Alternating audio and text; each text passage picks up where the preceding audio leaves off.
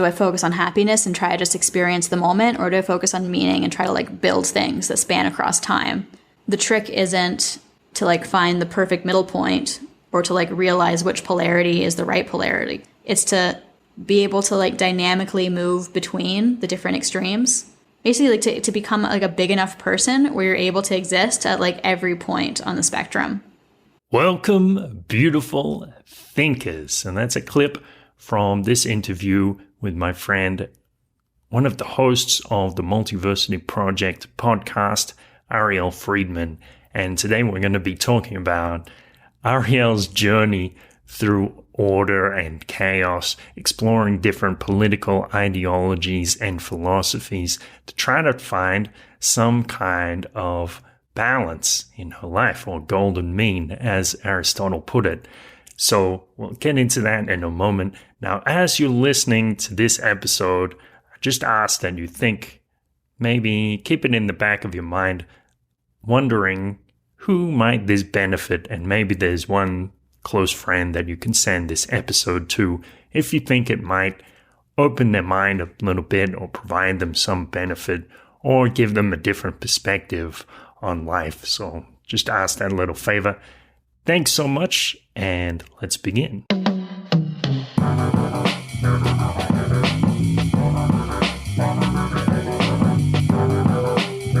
This is a beautiful thought.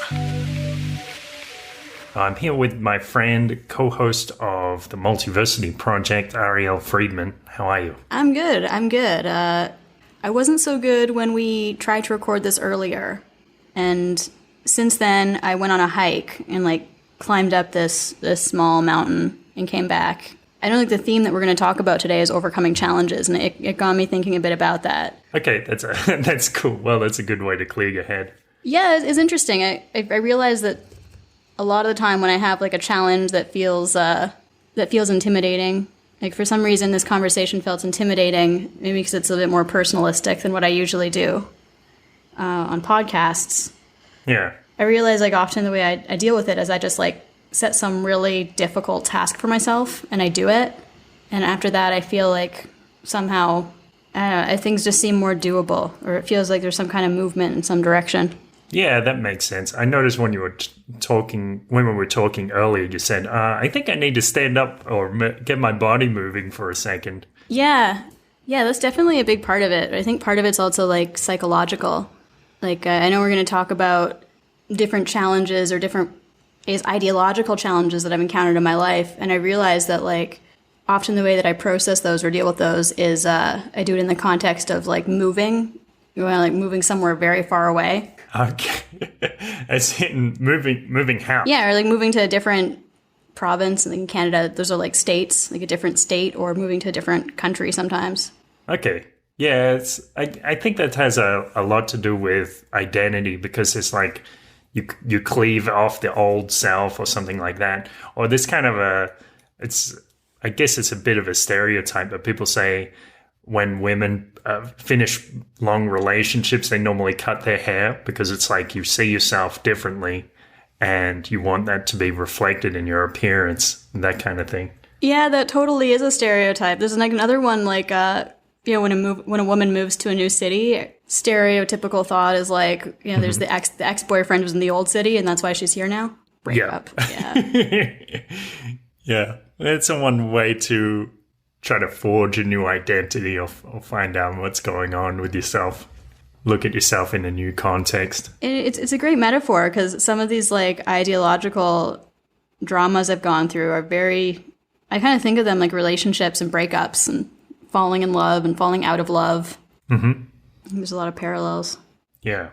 So you want to tell a story, or maybe you'd like to tell a story about your identity, like about going through different stages of your life and what you realized at each point, and the challenges you overcame. So where do you think we should begin? Like Arielle version 1?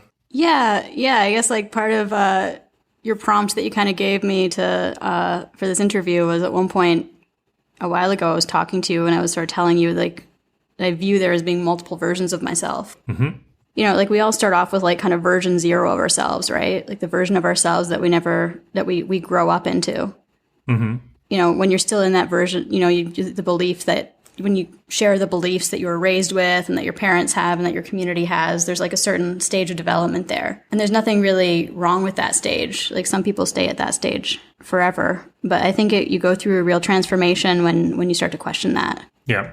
So what kind of beliefs did you have at that stage in your life? Well, I was pretty liberal, like politically. And I don't think I had much of a philosophy. Like I was atheist. I was raised to be atheist, and I was pretty materialist. Like I read the Bible mostly to make fun of it.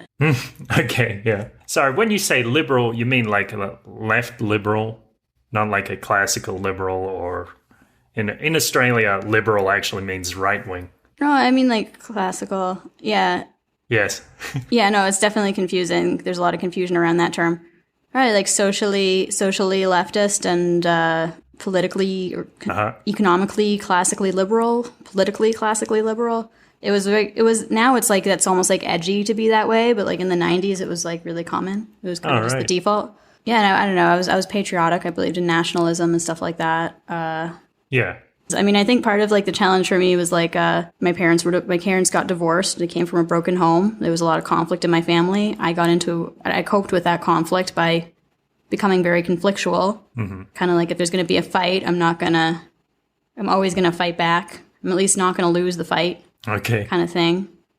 And so I think that, imprinted itself upon my personality. And that was one way I sort of, I don't know, overcome, but coped with the challenges. And I think that really shaped like my political and philosophical like predispositions. Like I was a radical leftist for a while. And it's like a very similar structure. The world is a war, reality is a war, the universe is a war, a series of small wars. You just fight for what you think is right and try not to lose. And you never lie down. You never stop fighting. Okay. So was it like you were seeking conflict, or it's just conflict seemed to find you, or it was just the whole mentality around it? Well, conflict's everywhere if you want to look for it. Yeah. Yeah, that's true. Yeah.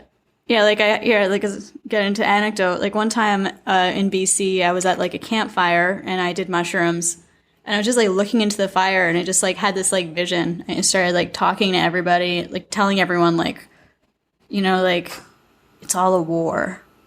Like the war is everywhere. Like our country's a war, our world is a war. Like there's the war here, there's the war there. Like there's the war between like, you can find all the parties that are at war. Like there's the Turks and the Kurds. You can like there was the war we're having in Afghanistan. There's a war in like between like the city developers and like the neighborhoods they're gentrifying. There's the war between. I was so much more dialed in back then, so it would have been more eloquent. It was the war between indigenous communities and resource extraction projects. They're trying to build stuff on their territories. The war between men and women. The war between straight people and gay people. Mm-hmm. The war between different ethnic groups, between different political. I was just going off about how there's the war. The war is everywhere. And we always have to be fighting. Yeah, I know that's something that people who study political science, sometimes they have that view. Like they say, politics is in everything. And politics is like this power struggle. And it's just every way you look, you can find it if you have that lens. Yeah, totally. And I mean, and there's different ways to view politics. Like someone who is more, maybe if things had remained more peaceful as they were in my childhood, and maybe I would have stuck with the liberalism, which is more like politics is everywhere and it's all a conversation. Right.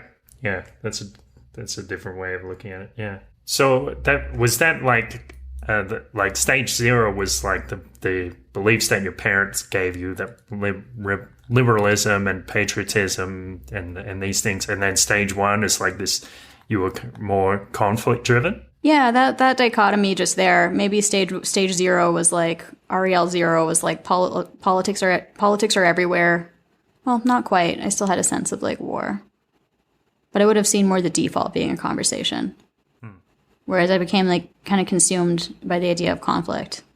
In my personal life too, I got into a lot of conflict. It's not the worst way to live. Like it's something to be said for it as a coping strategy. So how did it help you cope? It's very active. It's a very active way to live. To get involved in conflicts and dramas, and I was very competent. So I was often doing things like activism or like organizing events and organizing things with people. So I was constructive. Like I was doing a lot of things. And so I became good at doing things because I was doing things and giving speeches, and, I meet other people who are like similarly disposed towards conflict. And then there's like a deep sense of like companionship. Mm-hmm. Is when you bond with someone in a context of conflict and drama, it feels like a much deeper connection than when, you're just having a conversation with someone. It sounds like maybe your motivation at that time was partly about control, like you wanted to expand the influence that you had in the world, and also about the companionship. Yeah, I think so. I think when I was a kid, probably there was things that were happening around me that felt like really wrong.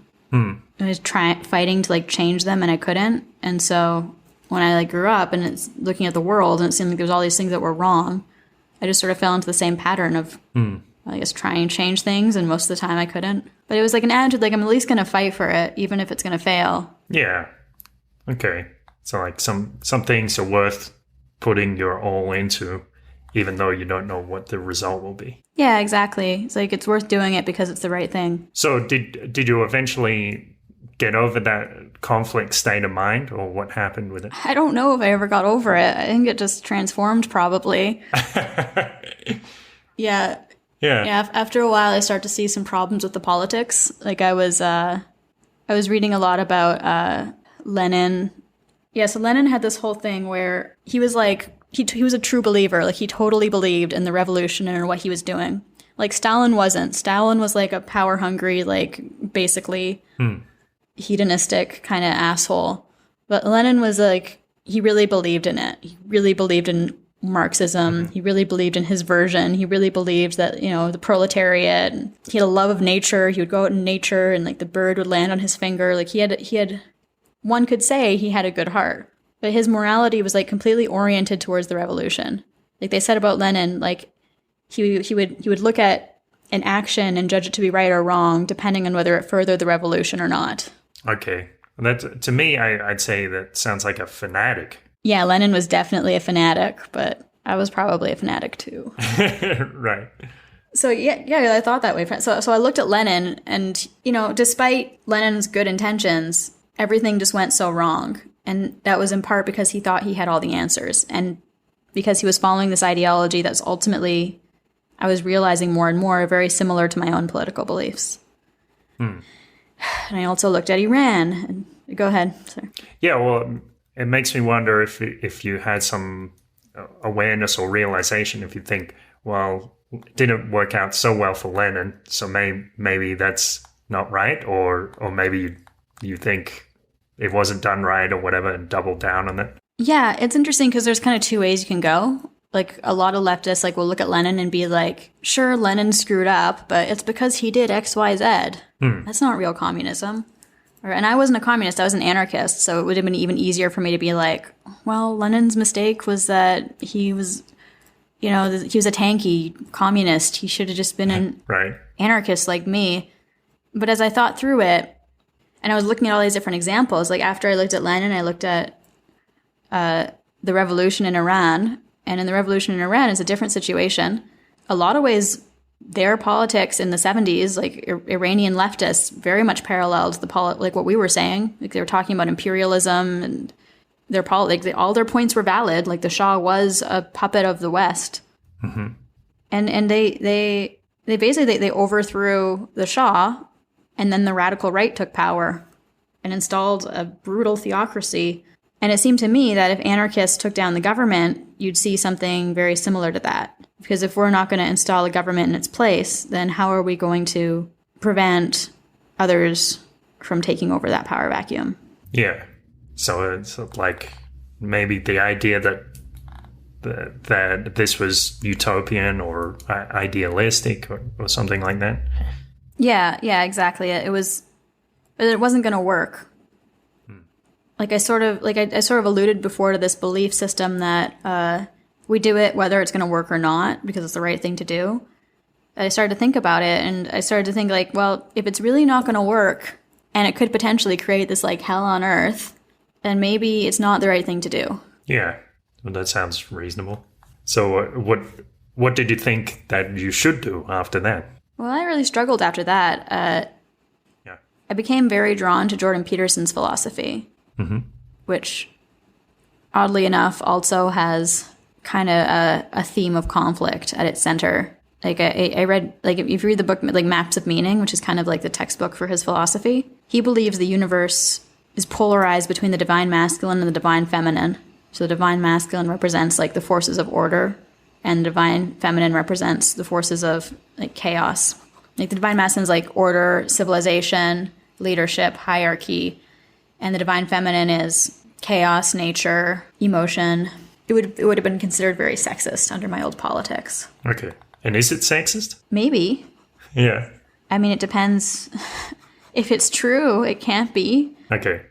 But if masculine and feminine are social constructs, then perhaps. Yeah. But it's like, I guess with this view of masculine and feminine, order and chaos, you can also look at that as not necessarily as a conflict, but as a conversation. Yeah, you could. But what Jordan Peterson says, like there's like the great mother and the great father, and then there's the hero in the center who like travels between them. Mm-hmm.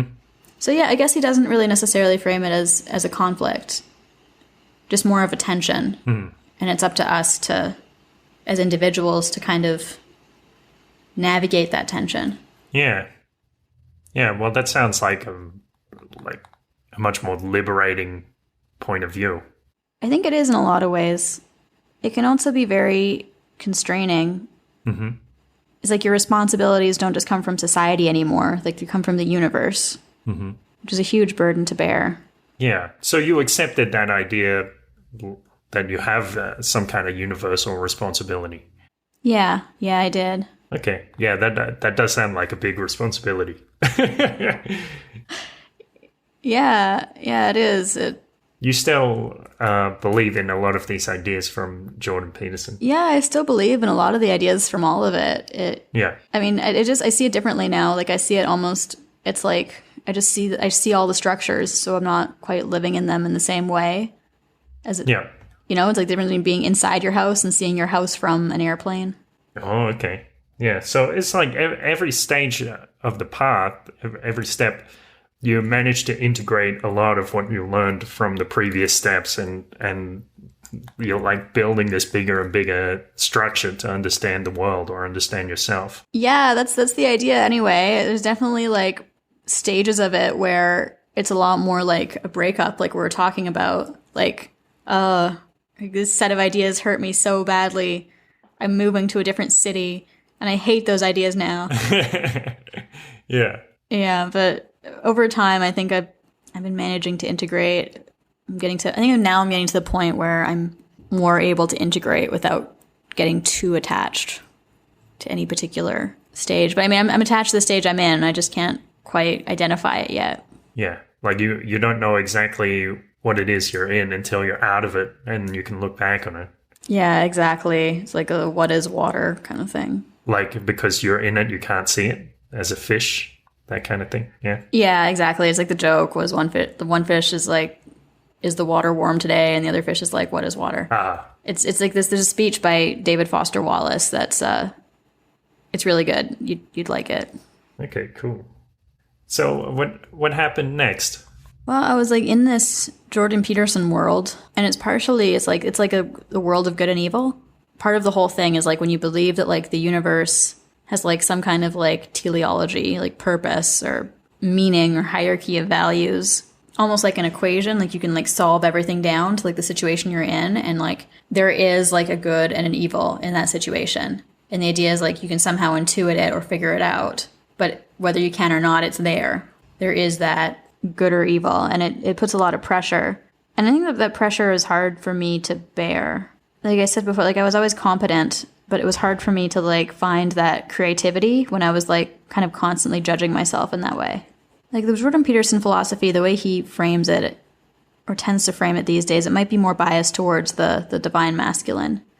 Like he addresses both in his book, but I think to like, you know, if we're going by that framework, which may or may not be sexist, like to really access like the divine feminine or like right brain kind of way of being, I think you do have to sort of let go. And so it was hard to be creative. Like I could get all my work done, but I could get my to-do list done, but it would be like, it'd be something like, I don't know, almost crushing me, like, you know, like a fear of failure and like self-judgment and this like intense imperative that like there was things I must do. It just became hard to like kind of breathe. Okay. And it's because of the pressure of this philosophy? I think it all comes together, right? We choose the philosophies that fit into the shape of our psyches.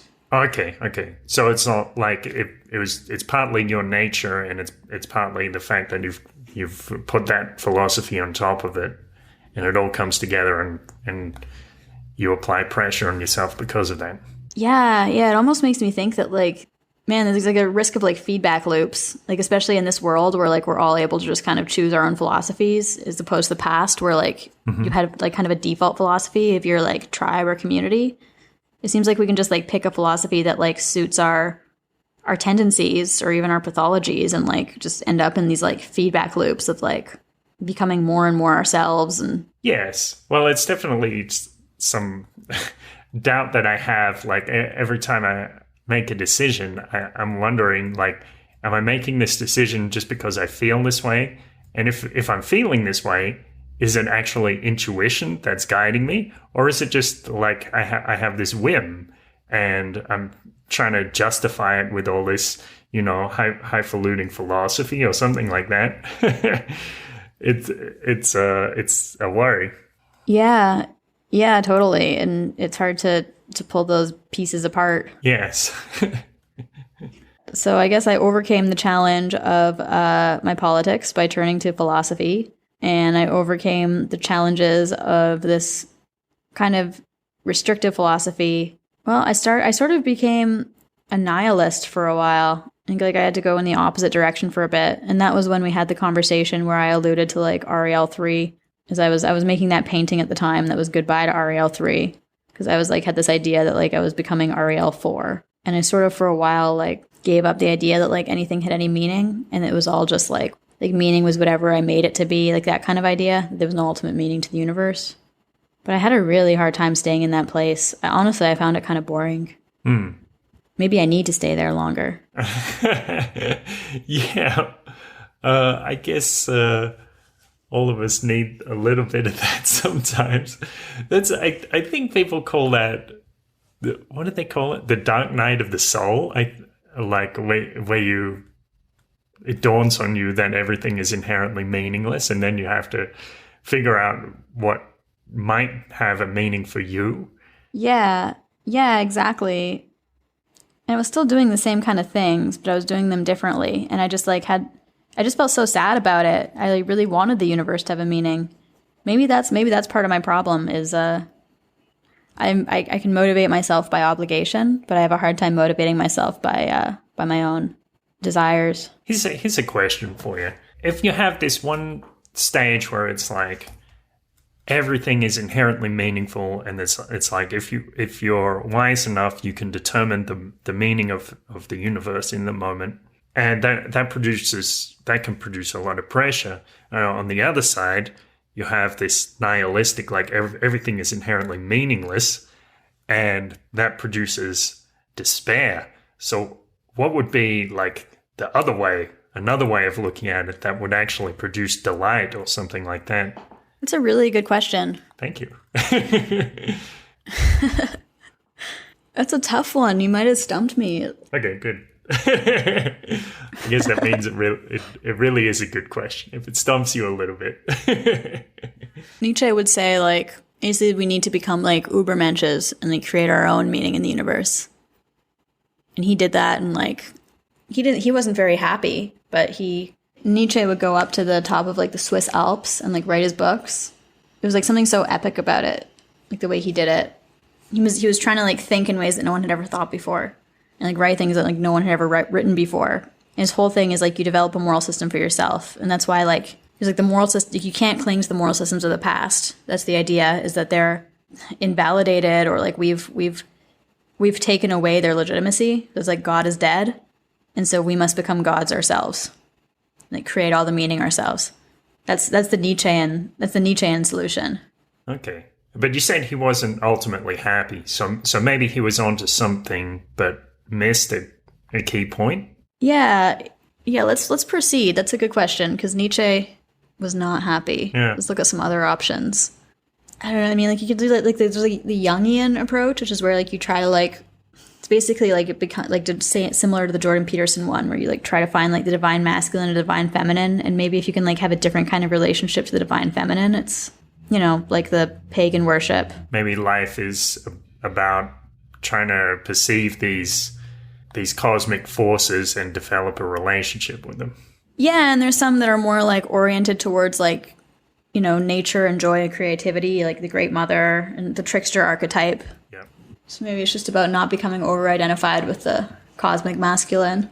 Yeah, okay. Well, I guess if you were looking at Nietzsche, you'd probably say that he was overly identified with the masculine. Yeah, he would have. Yeah, but he would have. He was. I guess you could say he was trying to become like a Judeo-Christian God figure himself. Okay. That was his whole thing, right? I don't know. To me, that definitely sounds like a path of folly. It's like you probably never quite reach that.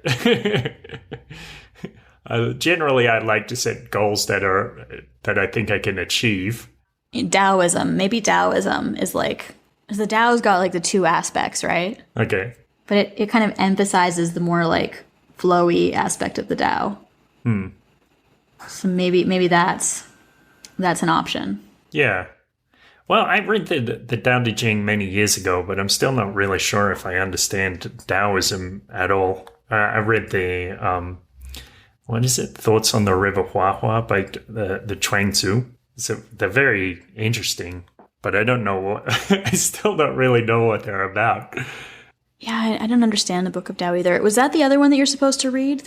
I know there's like two main writers in Taoism that you're supposed to read. Like one is Lao Tzu and the other one I forget. Chuang Tzu. Yeah, I guess Chuang Tzu is probably the second most prominent author in Taoism. So he's everybody kind of knows this story where Chuang is sleeping and he's dreaming he's a butterfly and he has no idea that he's Chuang Tzu.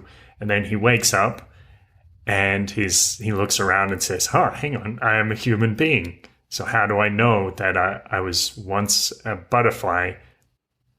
How do I know that I was once a man dreaming I was a butterfly, and now I'm not a butterfly dreaming that I am a man?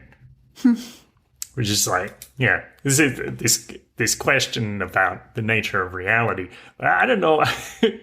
I don't know how practical that is in trying to apply that to your life, like as a way of living, or is it just something that breaks your brain a little bit so you have some pause, like a Zen koan? I'm wondering if it's maybe relevant to this idea of happiness. Like maybe part of our unhappiness is that we've become so identified with being the man dreaming of a butterfly and not willing to entertain the possibility, that we're a butterfly dreaming we're a man. Yeah, that's a good point. I guess if a lot of the time our identities can inhibit us from perceiving things accurately and from being happy. So I'm reading Carl Rogers' book. It's called On Becoming a Person. And that's a key theme that comes up. So it's kind of a funny title for a book. But he keeps saying this stuff again and again about how his clients would become what they are. And basically he means that they let go of some preconceived notion that they have about themselves. Like, say, gives this example, like a young man thinks to himself, I can handle my liquor. And because he has that concept, he will just ignore all the evidence to the contrary. So it's all this cognitive bias, like ignoring the evidence that you think is irrelevant. And that prevents you from transforming as a person. And it also prevents you from just enjoying what you are in the moment. Yeah, that's so interesting.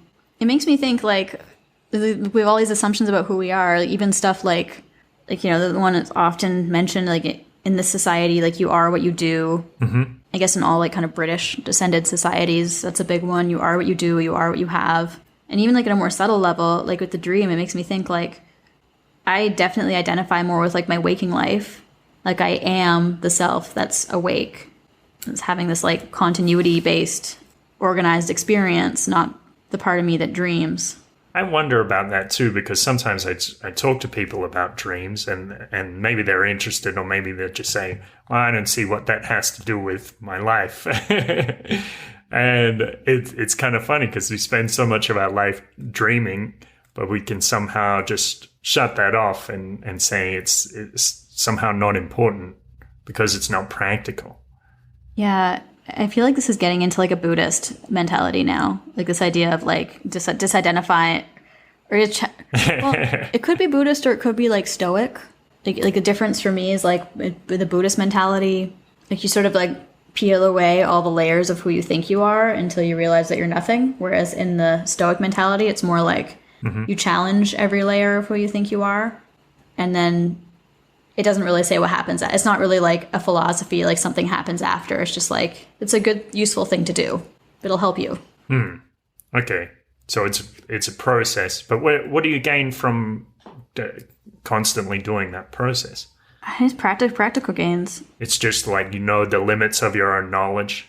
Yeah, I guess practical gains. Like I think with Stoicism, when you practice Stoicism, you get to a place of like, having more emotional regulation and being able to handle things better and being a better leader and being more able to, being more willing to able to accept death and the difficult parts of life. So wait, so the stage 4 that you were going into was like nihilism, or is that right? Yeah, it was supposed to be like an optimistic nihilism, I guess, kind of like Nietzsche.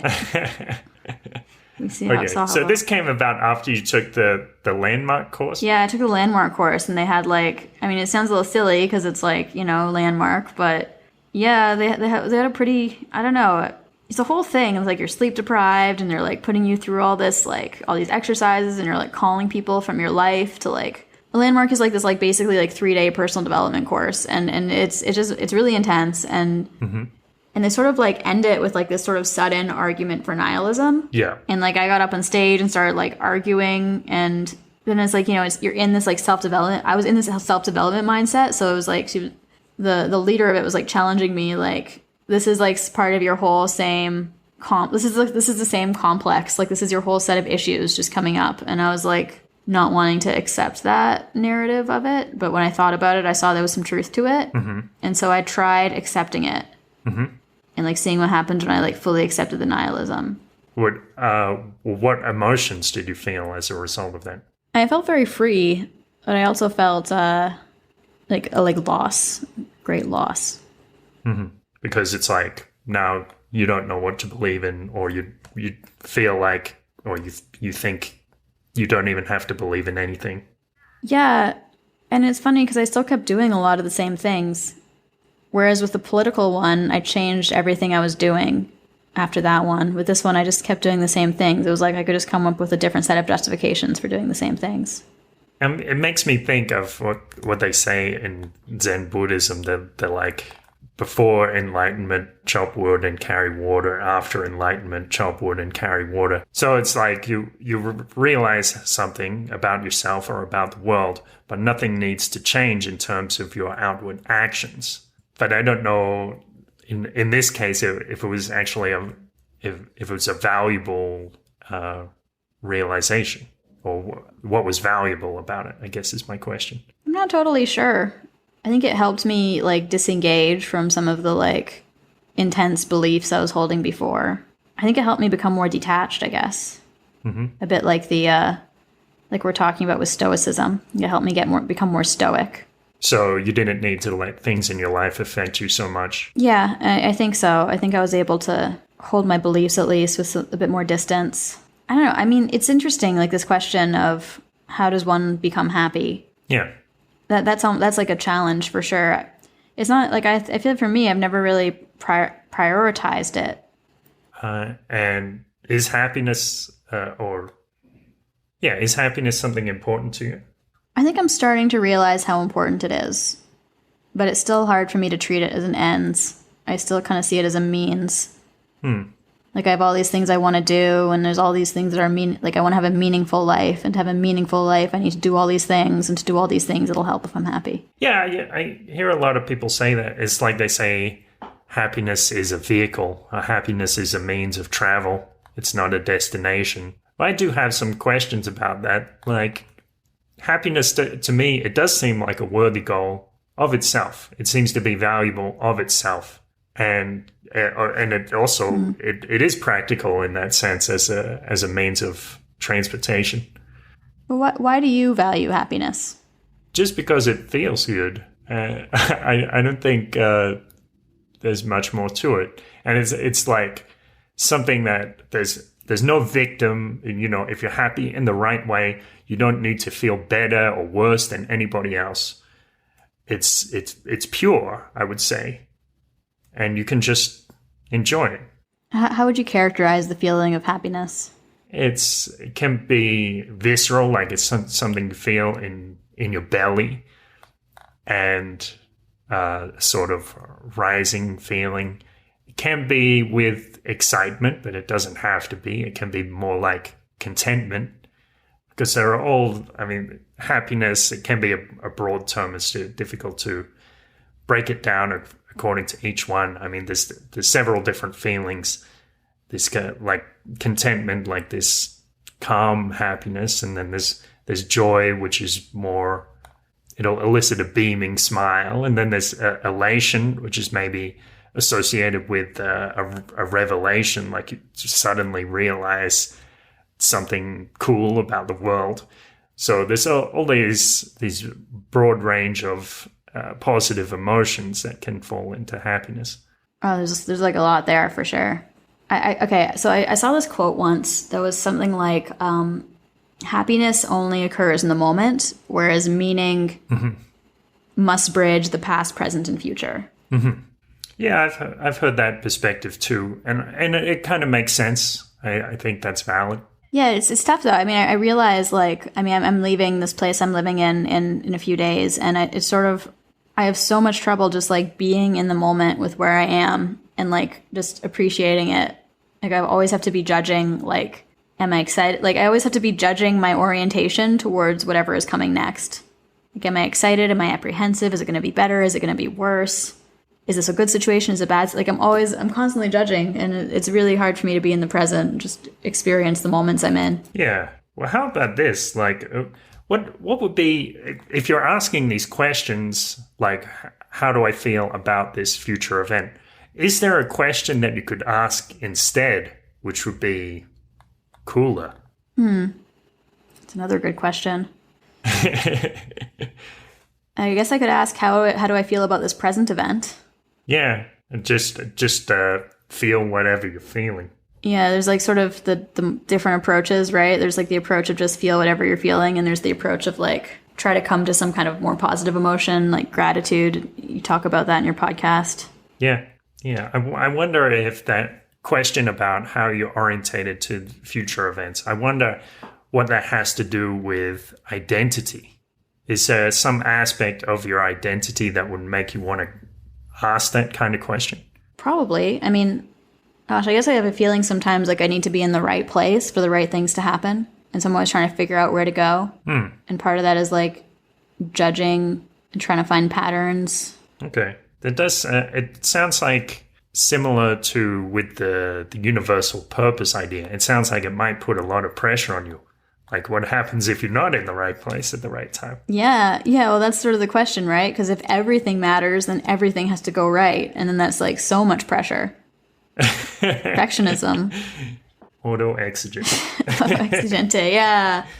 Oh, writing that word down again. I think it's important probably to believe that the universe has both order and chaos. Like back to that old framework. That like, in some way, like everything matters. And in some way, being in the right place at the right time is important. But in another way, it doesn't matter. And in another way, there's like so much chaos everywhere in the universe that paradoxically, it's okay wherever you are. And maybe that's like what happiness is. Like finding that okayness. Yeah. Well, I know some people have this idea about life, like maybe maybe there are certain things that have to happen and they're always going to happen no matter what. But maybe in your day-to-day life, there's a lot of freedom where, it's just you making the best of whatever situation is there. I don't know if that's true, but it's an idea. It's interesting. I think in daily life, like you can still kind of play it both ways. Even doing like the exact same task, you can play it both ways. I don't know. Maybe you can, maybe you can't. I'm like just like thinking like if I'm like writing something, like trying to be like do creative writing, I could like be like, my purpose on this earth is to like write a great novel, and so it must be amazing. Or I can like be like just playing around like and having fun and like not caring if anyone's gonna see it and not caring what's gonna happen with it. Probably I write better the second way. Yes. Is it less pressure? Like, yeah, you can just have a good time and see what comes out. And maybe something good will come out. Yeah, I guess you do need both. Because maybe you do need to separate them. Because at a certain point, you do need to be like, okay, I've been playing around in my journal for the last like month, and there's some good stuff here, and I need to like put it all together into something. Yeah, okay. Or like a book of essays or something. Yeah, something, right? Like eventually, you need to package it into something that the world's going to see. Something you can share with people. So it's like, I guess in your journal, you have this low stakes mentality. Mm-hmm. Like I can write whatever in my journal, and that leads to those kind of results. Yeah, well, it's hard to know how far to go with each of them. Because I sometimes feel like there's certain things, yeah.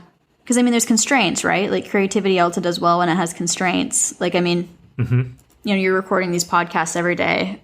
I'm sure a lot of it's like very like improvised and spontaneous, but you're also on some level thinking about like, this is going to become like this 5 to 10 minute package that's going to go on the site. Yes. Yeah, that's right. I was having a discussion with my friend, and he was giving me some ideas. So like, maybe you could do it like this. Like he was suggesting that I take quotes from great people, which is it's a pretty good idea. But I feel like I know it's going to be probably between 5 and 10 minutes long, and I just have an idea, and I'll start recording and be spontaneous with it. So I do have that constraint, but I also have a lot of freedom within those 10 minutes. Yeah, that makes sense. Yeah. Yeah, it seems to be working for me so far. We'll see. I guess we're like zeroing in on some kind of like balanced perspective. You need both meaning and happiness, order and chaos. Yes, that sounds like that's a lesson we discovered here. Yeah. Yeah. So maybe we could say like, allow yourself to play, I suppose, and also challenge yourself. Or is there something else you'd like to add to that? It's interesting because there's like the question of whether you do both at the same time or whether you like separate them. There's is there like some times when you're playing and like sometimes when you're all business, or are you kind of like doing both at the same time in some, almost like with the podcast a bit, where you have like the constraint, but you're also improvising? Yeah. That's a good question. I guess that's a tricky balance to find. But I'd say, you can have times when you're just absolutely messing around and you have no constraints, whatever. And other times where you're playing around with set bounds, and other times where maybe you're trying to get a specific result. Yeah, totally. Oh man, again, that's sort of like the lesson I keep coming up with, like everywhere in life. It seems like, like Vervaeke talks about this, like there's these like opponent processes, or there's like these polarities everywhere in reality. And it seems like the trick is like, it's like with Aristotle, like the golden mean, like there's like, he would say that like virtue isn't finding the right side of the polarity to be on, it's finding some sort of balance. Mm-hmm. And like Vervaeke interprets that, like John Vervaeke, he's this, anyway, you can, I'm sure, link to his series. It's really cool, but he talks about how... the interviews that you guys did with... Yeah, that'd be cool. I mean, this is from his Meaning Crisis series. He talks about Aristotle. So it's like, you've got like a polarity, like this one, like between like, do I focus on happiness and try to just experience the moment, or do I focus on meaning and try to like build things that span across time? The trick isn't to like find the perfect middle point or to like realize which polarity is the right polarity. Like, oh, happiness is the right one, meaning is wrong, or meaning is right, like screw happiness. It's to be able to like dynamically move between the different extremes and to have the basically like to become like a big enough person where you're able to exist at like every point on the spectrum. Ah, okay. Bigness. It's an interesting quality. What does it mean to be a big person or being big in that context? Well, it's like what we're talking about before, right? Like I was talking about like how I have this tendency to like kind of experience reality as war or conflict, and I see the conflict. I both am drawn to the conflict everywhere, and I draw it into myself, and so that's like one way of being, and it's a valuable way of being. Like some people are conflict avoidant, and that's no good either. But if it's my only way of being, then there's like a smallness to that. Whereas if it's one tool I have among many, which is what I'm going for, then I'm a bigger person because I have more ways of being in the world.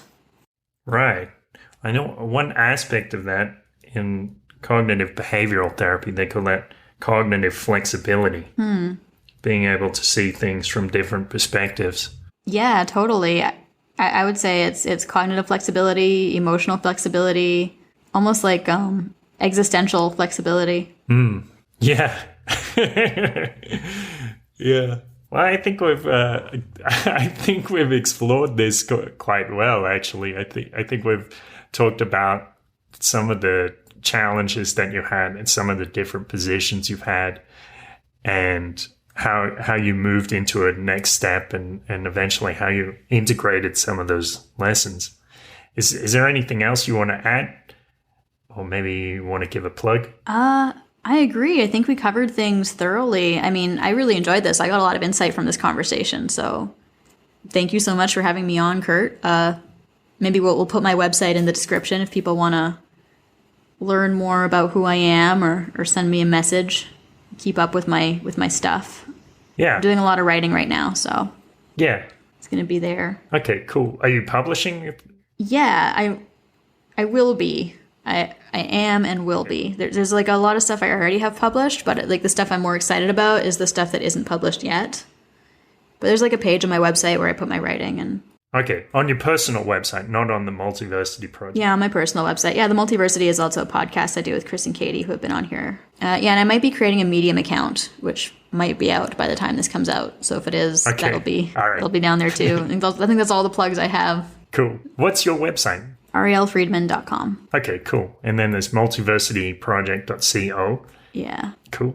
All right. Thanks so much, Arielle. Yeah, thank you, Kurt. A beautiful thought. Thanks for coming along for the ride, for the journey through chaos and order to explore that with Arielle and myself. Now, of course, if you're interested in Arielle's work, you can check out multiversityproject.co and also Arielle's website, ariellefriedman.com. I'll put the link in the description or on the website so you can check that out if you're curious about her writings. Now, as I mentioned at the top, if this was beneficial to you, or if you thought of somebody who this might be beneficial for, then please don't hesitate to send them a little message, just giving them the link and giving them an idea of why they should listen to this podcast. Thanks for that. Now, as you probably noticed, and as Arielle definitely noticed, during our conversation, she managed to get some insight because I asked her certain key questions. And that's not on accident. That's happened because I practice cognitive behavioral techniques. So if you're interested in getting some insight in your life, seeing things from a different perspective, and learning how to take action in a different part of your life or in a new endeavor, bringing more hope and fulfillment into your everyday experience, then please go on to beautifulpodcast.com. You see at the top it has that link for the CBT sessions, and you can book a session with me. All right. Thanks so much. Have a wonderful day, and release an amazing burst of joy into the universe. Adios.